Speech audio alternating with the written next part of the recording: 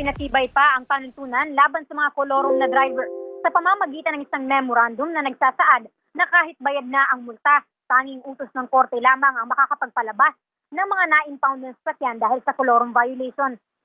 Iniutos ni LTO Acting Chief Attorney Greg Pua sa mga agency enforcers na mas paigtingin pa nila ang kampanya kontra kolorum.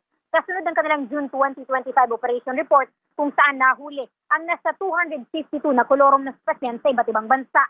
Ipinaalala ni Pua na ang mga kolorum na sasakyan ay walang insurance sa oras ng aksidente na maaaring ikapahamak ng mga pasahero.